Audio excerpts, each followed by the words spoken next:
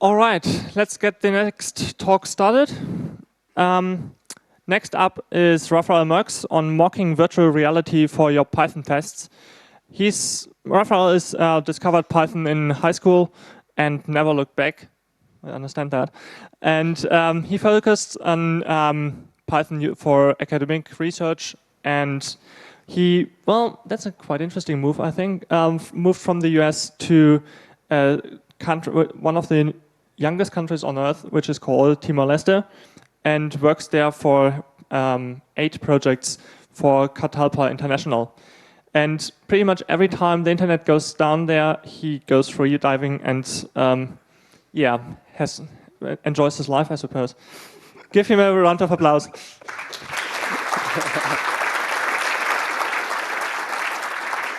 Thank you. Yeah, my name is Rafa, and I do enjoy my life. Thank you very much. I work for an organization named Catalpa. We are about 15 people. We design and build software for development projects.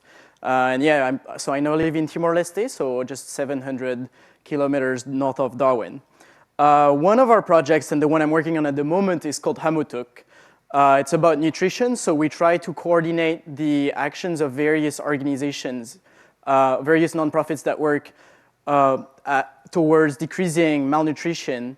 We build a mobile app for them, and the idea is like whenever one of them visits a household, they will log their work, they will ask a bunch of questions, and they will request that the next visitor asks the same questions. And this way, different nonprofits can coordinate their actions at the household level.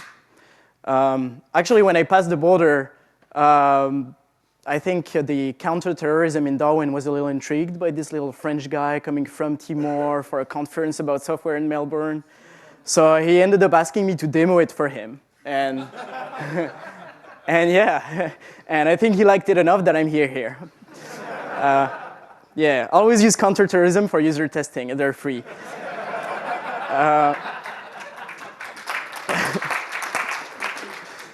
Another project that we have, and the one that I'm going to use here for all of my examples about mocking, is called Ligainan. So it seeks to improve the health of pregnant mothers and their children when they're born.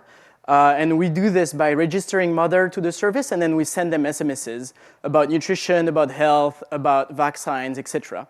And we register each of the mother with a midwife, and the midwife is then responsible for tracking the health of that mother, making sure that she does deliver at the hospital and this kind of stuff.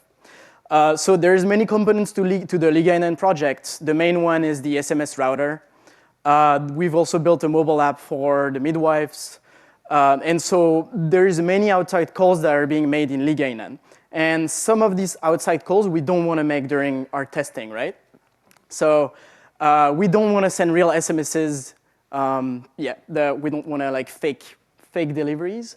We don't want to call external APIs. For example, we have this service that calls Piwik that we use for tracking visits to our mobile app. And we're fetching data from Piwik using their API. But I don't want my unit tests depending on an external API, especially when my internet is bad in Timor and I have to rely on the internet to run my tests.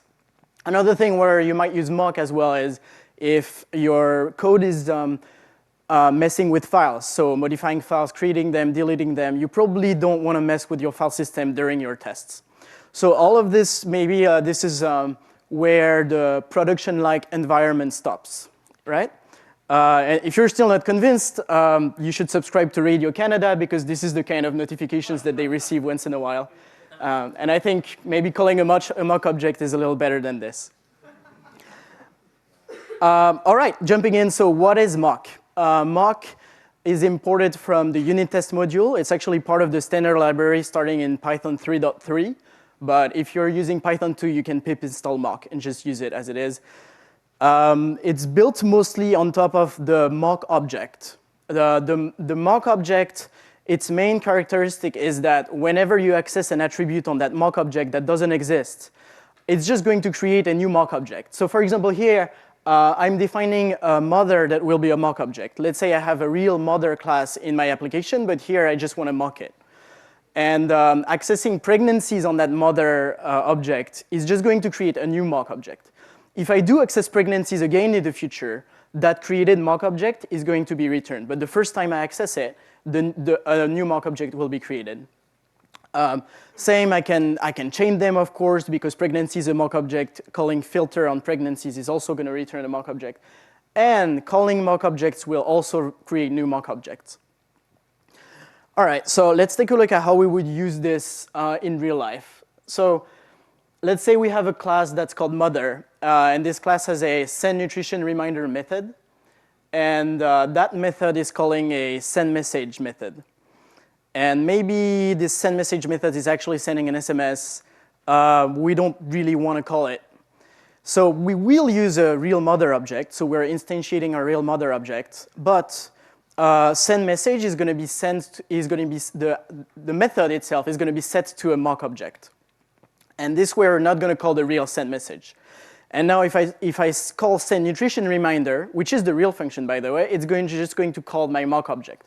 So no error at any point here because mock objects are so permissive.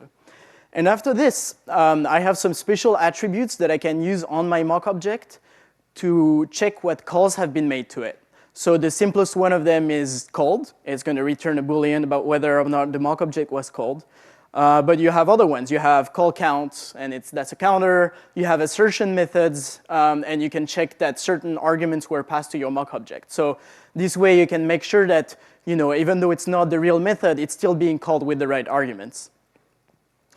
So coming back to the previous slide, what if we wanted to check what send nutrition reminder returns? You have a little bit of a problem here because send message is going to return a mock object. And probably your real method, when it's called in production, does not return a mock object. So if you wanted to check the return value of send nutrition reminder, you need to set the return value of send message, which is a mock object itself. And for this, you use return value, the aptly named. So you set the return value attribute on send message. And here I can set it to a Boolean. I can set it to true. And now mother.send message is just going to return true, as you would expect. You can have maybe a little more complicated examples where, for example, let's say you want to raise an exception whenever your mock is being called. So this is where you would use side effect. So if you set side effect to an exception, be it like an exception class or an exception instance, it's just going to raise that exception whenever your mock is being called. And it comes in handy if, for example, you want to test your application's resistance to, like connection errors or something like this. So we have this where if our SMS gateway is failing us, we want to make sure that the exception is being caught, and then we want to make sure that a task has been enqueued to retry in the future. And there we would just set a side effect on our mock object, and then it's going to raise that exception. You can also set side effect to a function, and that function is going to be called as a side effect to your mock object being called. So for example, it's a good place to, to start validating arguments that you are passing to your mock object. So here we're validating that the phone number that is being passed to send message starts with the Timor country code, for example. And if not, it returns an exception. OK, so I think all of this is giving you the tools for what I would call deep mocking. You may have like a chain of calls, and you actually want all of this to be mock objects. Let's say, for example, here, the router, you don't want to even instantiate a router. Maybe it's an expensive operation to instantiate the router. But what you do want is check the return value on send reminders. So you basically need to say the router mock object, then the connection attribute of it, then the send health reminder attribute of it, then the return value should be set to a certain value. And you can just do exactly that. And the reason why this works is because when you're making this chain of calls for the first time, all of these mock objects are being chain created. But the next time you're making a call to that chain, they've all been created already. And so you can just make the call, and it's going to go all the way through your return value. And so it's going to return true. One thing that the base mock class doesn't give you is mocking for magic methods. So let's say, for example, that you are mocking a collection, maybe a collection of messages here. And the len magic method can be defined on that collection. And so you want to call len on messages. But if you have a normal mock object, that's going to return a type error. So to cope with this kind of stuff, you can just use magic mock. And it's really mock plus magic methods. And it has some sane defaults. Like, for example, by default, len is going to return 0. But you can set the return value on these magic functions. And I think this is where it gets interesting, because the magic functions themselves are also magic mock objects. So you can set the return value, but you could also check what calls have been made to it. Let's say that my messages are being retrieved from the database, and maybe calling len is going to trigger a database query every time. So I want to make sure that we're calling len, but maybe not too many times. So for a case like that, maybe I can just run my application's code, and at the end, I just do messages.__len.call count and check that this is inferior to whatever I think the max number of times acceptable would be. Let's take an example of magic mocks for checking calls made to a dictionary. Let's say you have a metadata dictionary with a couple keys. It has a sender, it has a send date. And we're going to create a mock object that is really going to defer to that dictionary. But we'll use this mock object to track what calls have been made to it. I think in general, when you want to know what calls have been made to something, you can just use mock for this. You don't have to always use mock for when you want to avoid calls. You can just use it for when you want to check them. So we're going to create a getter that will be set as a side effect to the getItem magic method on that magic mock object. This getter is really just deferring to the original dictionary. But because it's a side effect of the magic mock, you're going to be able to check it. So you're going to be able to check that, for example, the sender key was called. And so your magic mock object is behaving just like a dictionary as far as your application code is concerned. But within your tests, you can now check that it has been called with the right arguments. OK.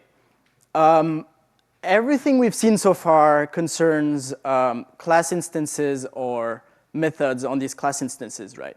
So usually those are going to be short-lived. So it's fine to set, say, a method on a class instance to a mock value forever. But what about global objects? So for example, modules or classes, they're effectively global in Python. And what if you want to mock an entire module? So only for the duration of your test do you want to mock something, kind of like what Volkswagen does, right? You can use patch for that. And yeah, like they use patch at Volkswagen. This is how they do it. So imagine you have a ligainen module, and this ligainen module has another module that's called statistics. You can pass a string to patch, and this will say, OK, the value of this global module will now be set to a magic mock object. Patch is returning your created magic mock object. And then within the patch context manager, you can try to call the ligainen.statistics module, and this is going to return the magic mock object. I think it makes sense in general when you want to have some setup and tear down in Python, you would use a context manager or a decorator. So patch is also available as a function decorator. We can make sure that patch is actually working. So for example, we set an original variable to the original value of our module, and then we patch. And when we print that module, we're printing the magic mock object. We're not printing the actual original value. But then when the patch context manager has returned, we can make sure that ligainen.statistics is back to its original value. I think patch is fairly straightforward, but one thing that I had a hard time wrapping my head around is what string you have to pass to patch. And here it seems quite straightforward, right? OK, you want to patch ligainen.statistics, just pass ligainen.statistics to patch. But there are cases where, depending on what imports your application code is using, you're going to want to pass different things to patch. And honestly, this is exactly how I felt about passing strings to patch when I first tried them. You set up your patch, everything looks great, and then none of it works. And yeah, and this is the kind of frustration that I was feeling when I first started using patch. So I'm going to try to walk you through how you decide what string to pass to your patch decorator. Let's say that I'm importing a function that I call sendMessage from RapidSMS. RapidSMS is this project we're using to send SMSs with Django. I recommend you look into it. It's pretty cool. And let's say we have a task.py file that is using this sendMessage function. And again, we don't want to actually send a message, so we're going to have to mock sendMessage. So here, basically the question is, am I going to pass rapidSMS.sendMessage to my patch decorator, to my patch context manager? You could say, yeah, of course, yeah, sendMessage lives in RapidSMS, so why not, you know? But at the same time, inside of tasks.py, I'm using a sendMessage that is living within tasks.py. I've imported it from RapidSMS already. And so the real answer is that you're actually going to want to patch tasks.sendMessage, because the lookup within my send smoking reminder is happening in tasks.sendMessage. The lookup is not happening inside of RapidSMS.sendMessage. Equivalent code and different patching, if I was to import RapidSMS directly, and inside of tasks.py, I'm actually calling RapidSMS.sendMessage, where there's no tasks.sendMessage anymore. The lookup is directly happening inside of RapidSMS.sendMessage. And for that reason, I'm patching RapidSMS.sendMessage. And this, so basically, if you have to remember one thing about this, it really clicked for me when I realized you do the patch where the lookup happened. If you remember this, then you should be able to patch wherever you should patch. Another thing that comes handy within patch is patch.object, and you use it for when you already have a reference to a class. So instead of passing a string to it, you pass it an actual reference to the class, and then as a second argument, you pass it an attribute on this class. And then even though, and then, yeah, same idea, basically. You are only within the context of the context manager is the class's attribute going to be set to a certain magic mock object. And instances of that class are also going to be set to that object. I think so far, everything we've seen is extremely permissive for my test. Basically, one challenge when you're using Mach is like, OK, we don't want to actually call the real code that would send messages. But at the same time, we also don't want to be super permissive. Like right now, we're creating objects, and whatever attribute I call on them is never going to return an error. Whatever call I make on my functions is never going to return an error. Like this seems a little dangerous, doesn't it? You're at risk of not catching bugs that are really part of your application because you're being too permissive. And so what you do against this is you can use Spec. So let's say I have a mocked mother that is a mock object, but this really is going to track my mother class. And you pass this mother class as a keyword, as a spec keyword argument to mock. And this is telling mock, OK, whatever attributes do exist on mother, you just create a new mock object for it, as you would expect usually. But if the attribute does not exist on my original original mother class, then you're going to raise the attribute there. So right now we're getting much less permissive. Maybe sometimes we'll even be a little too strict about it because some of these attributes, they're not necessarily defined on your class, right? Maybe you're going to define some of them in your constructor, in which case Mach is not going to be aware of them because none of this code is being called at any point. If you're using patch, you can just pass spec equals true, which makes sense because basically you're already telling patch what you're trying to track, right? So if I'm patching ligainen.apps, I can just say, oh, spec equals true. It means just whatever exists as an attribute on ligainen.apps, make it existent. So my app cannot like toast bread, so I'm raising attribute errors. You can go even further for patching. When you're patching modules, you might be patching a certain module, but you can actually keep tracking the module's API even when you're going 2 levels deep. So for example, if I have ligainen.apps.birth notification.something, and here I'm just patching ligainen.apps. but ligainen that apps that birth notification in turn can be tracking the real ligainen that apps that birth notification, even though it's a magic mock object. So this is going to raise attribute errors and just going down the nesting of the modules. For cases where you want to use Mach, and you're not concerned about making calls to the real object, instead of using Spec, you might want to use wraps. So what this is going to do is that it's going to actually delegate the calls to a real object. And this, again, is good not when you want to avoid calls, but when you want to check what calls have been made. So let's say I have a mother class, and we have a setter for the mother's phone number. And this is going to set self.number. So self.number is going to raise an attribute error before calling setNumber, but afterwards is actually going to be set. And for a case like that, we can have a mock object that is tracking a real mother object. And whenever you call setNumber on that mock object, it's going to call setNumber on the original mother object.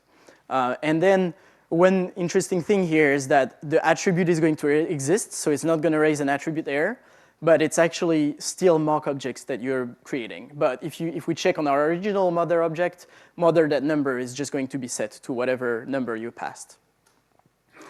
All right, wrapping up a little bit. So you need to use Mach, to simulate calls made to the outside world, whether it's the file system, SMS, or an API or something. You use patch for global objects like modules or classes. And in general, you patch wherever the lookup happened. You use Spec to mock realistically or wraps in some specific cases. I think one caveat also is that once you start using Mach a lot, it's very tempting to use Mach even more. And what I mean by this is that you're writing your unit tests, and you know this test should be passing. But it's not passing because of some setup that you're not aware should be present, and you're just saying, okay, you know what, like this I don't care about, this is not what I'm testing, so I'm just going to set this to a mock object. But this is a little dangerous because you're effectively you're effectively connecting your test to your internal logic. Like basically, like this is what you're doing when you're doing this. You're fitting all of the 26 letters in a little case, but if you had the 27th letter, it would not go well. So yeah, maybe you should not use Mach too much. All right, thank you very much.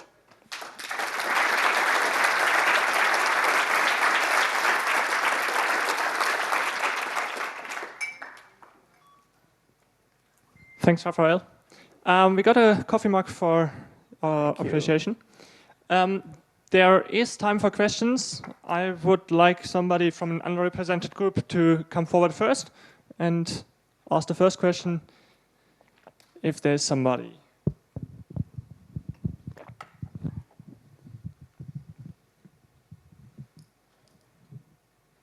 All right, then the questions open for the rest of the room, please.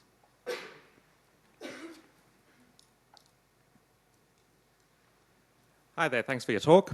My main question is that you mentioned being able to mock out the file system. Do you know of any library in Python that you can use to make a fake file system where you can actually set up, I've got these files that exist in my file system and please open fake ones for me? And where basically instead of actually having a file object, you end up with like an io.string or an io.bytes. Yeah, I actually think, I've never used it myself, but Mach, the module, has some kind of fake open method that does create a string IO object. What I can do is like maybe I can take your name, look that up, and then send it to you because this is a little vague. But I know that exists, and I know like because this is such a common use case, there is part of the Mach library that is exactly tailored to that use case. Yeah. It's called Mach_open. Oh, really? Yeah. I'll talk to this guy. He knows better. Huh? Can you repeat that for the video? Repeat that? For the video. Oh, well, it's called Mach_open. It seems like using AutoSpec would always make your test a little bit more rigorous. Is there ever a good reason not to use AutoSpec? Yeah, it's basically kind of related to the way I was using wraps in the end. So sometimes attributes may not be present during import time, but rather present during runtime. And so you know this attribute is going to exist eventually, but if you're just parsing the code, it's not clear whether it's going to be present or not. So for cases like this, maybe you shouldn't use autospec. But I do think that in general, using autospec by default is a good idea. And yeah, maybe you don't use it when you know that you're not testing the real world scenario.